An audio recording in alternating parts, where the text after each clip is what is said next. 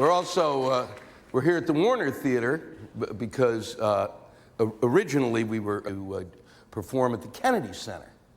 Hoo-hoo. And the Kennedy Center thought that would be great, and then they saw the tape of my last HBO special. And they called up HBO and said, "Do you know how many times Mr. Black said fuck?" And they said no, and they went 42. That meant there was some asshole in an office somewhere in the bowels of the Kennedy Center watching my performance going, one fuck, two fucks.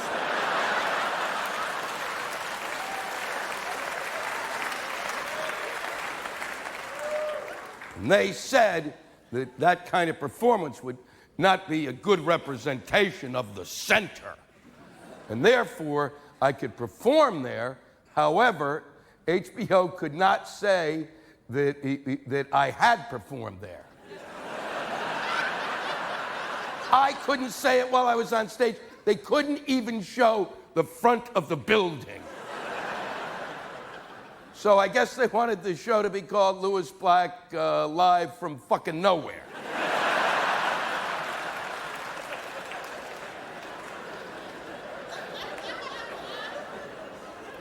"42 fucks is too many. I wonder what the line is."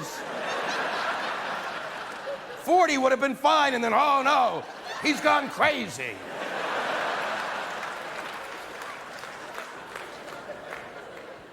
But then the folks here at the Warner Theater were kind enough to pick me up, and I appreciate it.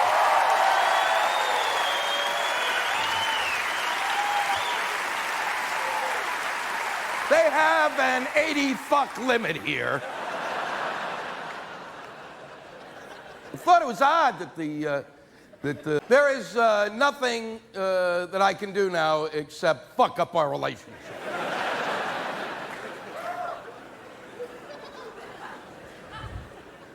We're here in Washington this evening for two reasons. The first is I was born and raised here.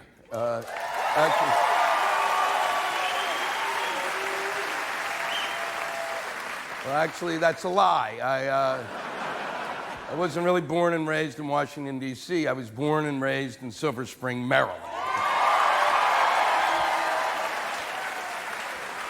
Now, come on. But I tell people I'm from Washington, because if you say you're from Silver Spring, Maryland, it sounds like you're a pussy. I left Silver Spring right after I graduated college. I got the hell out of here, because as anybody who knows, who lives here, you're sitting right here. There's Congress, there's the White House. It's in your face all the time. You don't even, if you watch national news, it's there. Local news, it's there. It's constantly barraging you. And I, every day, would see something that would just fucking piss me off. And I would jump on the bus and go down to the White House or Congress and find whoever it was that had bothered me and run around screaming at them, "Fuck you!"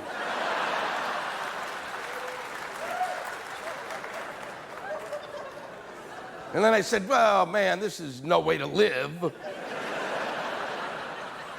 I can't make a living doing it. The strangest job that I've had in quite some time occurred last year when I was invited to perform at the Congressional Correspondents Dinner here in Washington, D.C. I couldn't believe they called. I said, have all the other comics died? Have you seen my act? What are you thinking? Do you want me to just come in and scare them? Boogie, boogie, boogie.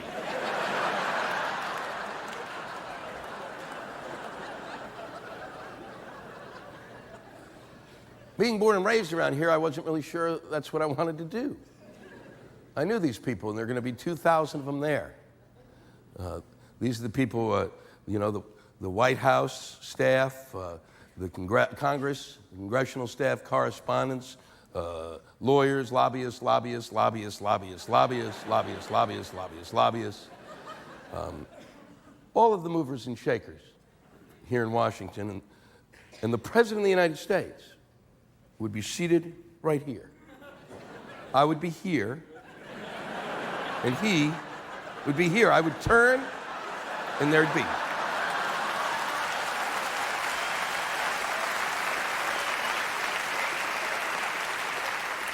I could pet him.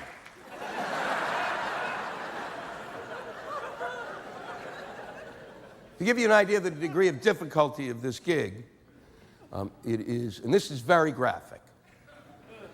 My job as a comedian is to go into the audience and take the stick that is wedged firmly up each and every one of their asses, take it out ever so slowly, sniff it. I told you. Place it back from whence it came, and then turn to them and go, "You're absolutely right. Your shit doesn't stink."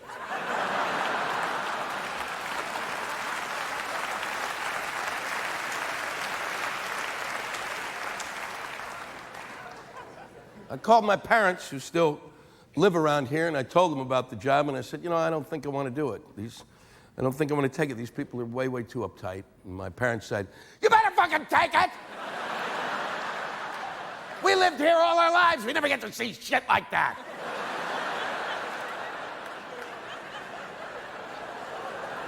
So I called the gentleman up who called me and said, "I'll do it because my parents are making me."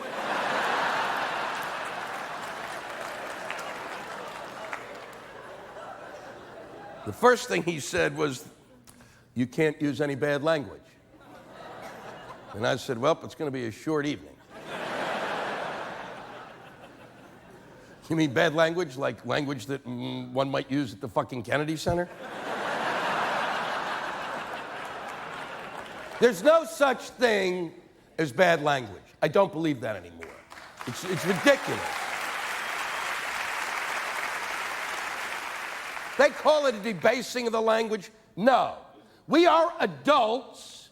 These are the words that we use to express frustration, rage, anger, in order that we don't pick up a tire iron and beat the shit out of someone.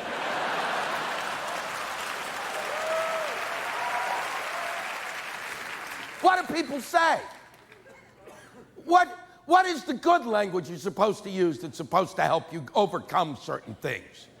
What do people say who don't use those words? Somebody who after 40 years loses their job, is fired, let's say, or let go, and they lose their pension and their welfare and their benefits. They lose everything. Do they sit on the couch all day going, "Oh, pussy feathers"? Sassafras, sassafras, sassafras. I know you don't use bad language in front of these people. I understand that. Okay? Because these people are the movers and the shakers. These are the people who are our first line of defense when it comes to the terrorist threat. But the word shit makes them cry. Why did he say poopy? Why did he say poopy? The White House, it turned out, had called and wanted to know if I was going to bash the president. And I said I hadn't thought of it until just this moment.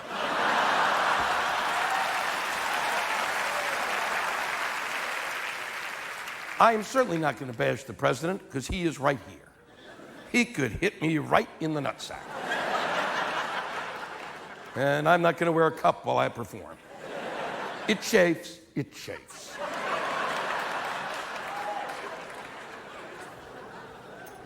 He asked me to do my act. He apologized. He said, "I really hate to do this to you," but he said, if it was up to me, I think it'd be fine, but because I think the president has a great sense of humor. And I said, "I will be the judge of that." And then he said the reason he had to hear the act was because the president's handlers wanted to know what I was going to say in order to be sure that the president could handle it.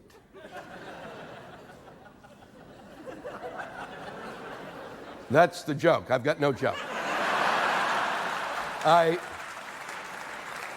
I've tried to come up with a joke, but it's the kind of thing you say it, and then it's like you eat too much ice cream and your head freezes and a tear.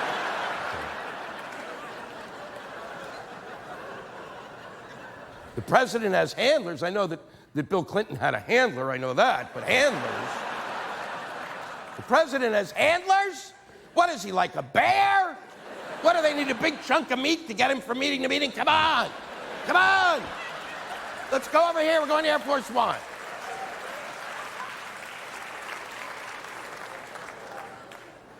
He needs handlers? Are you kidding me? The president who said to the terrorists, bring it on? The dumbest thing ever uttered by anyone, anywhere.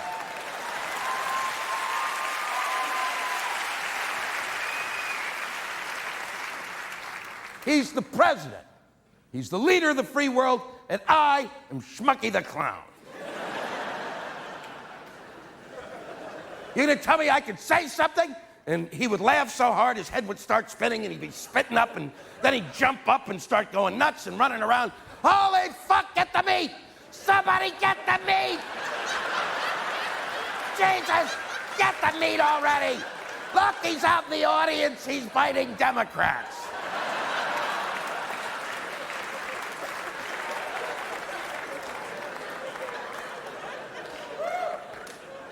I arrived in Washington, D.C., and I went to the Hilton where it was taking place, and they said that the president wouldn't be able to be there that evening because he had to leave to go to the funeral of the Pope, who had just recently passed away. And at that point, I, a Jew, felt that the Pope should be nominated for sainthood. Because he had performed a miracle.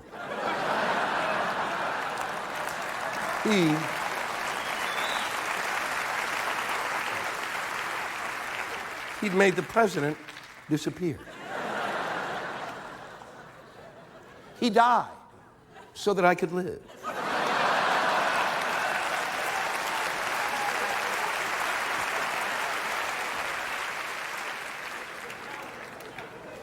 They then told me that since the president couldn't make it, that Vice President Cheney would be there instead.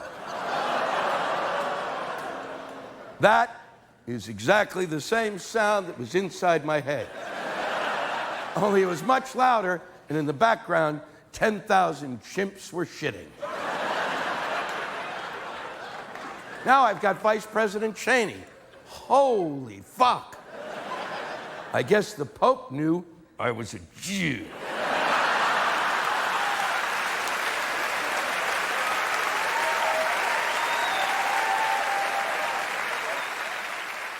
You have to understand that I devoted 4 months of my life to this 20 minutes. I had to. Ask any comedian who's done the gig. You have to work and work. I had to spend day after day transforming whatever the fuck it is that I'm doing up here into a precise series of very refined knock-knock jokes.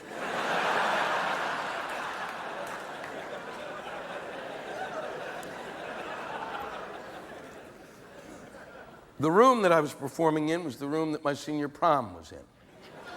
And so I opened with the following line. I said that I feel exactly the same way that I felt that the night of my prom. That I'm wearing a tuxedo, I feel awkward, and once again, I'm not gonna get lucky. If you were the adults, you would have said laid. Laid is the reason you laugh at Lucky. You don't go, Lucky, well, I guess he's playing Yahtzee. But you have to say lucky in front of them. You cannot say laid. They do not want to hear that word. That is another word that makes them cry.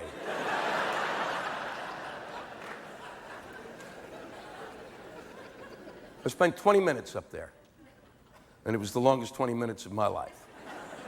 Because the entire time that I performed, my brain was going, say fuck, say fuck. Fuck, fuck, fuck, fuck, fuck, fuck, fuck, fuck, fuck, fuck, fuck. Don't say fuck, he said fuck, you can say fuck too.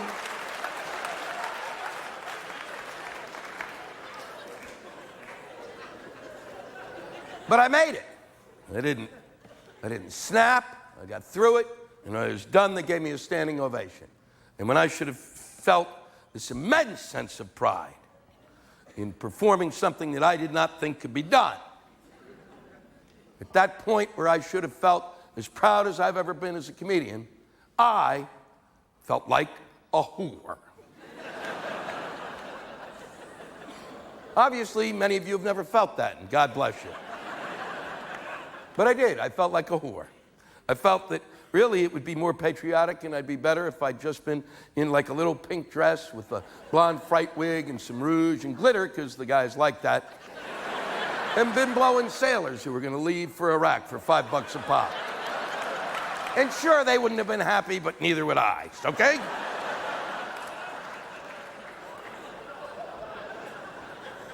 My parents were there, and they're both in their late 80s, and they are so they're like salt and pepper shakers. And Paul Wolfowitz raced up to them afterwards, and you have to realize that Paul Wolfowitz is a neoconservative who's designed many of the programs that President Bush seemed to follow. And neoconservative, by the way, most people don't know what it means. I know. It's someone who watches The Matrix and believes it's real. So, my parents don't really like Paul Wolfowitz, and whenever he's on TV, they literally just go, "Arr, arr, arr, arr, arr." And I have to throw down a Chewy toy and let them tussle for a while. Then rub both their bellies till they calm down. He races up after my performance and hugs the two of them. And they said it was the creepiest moment of our lives.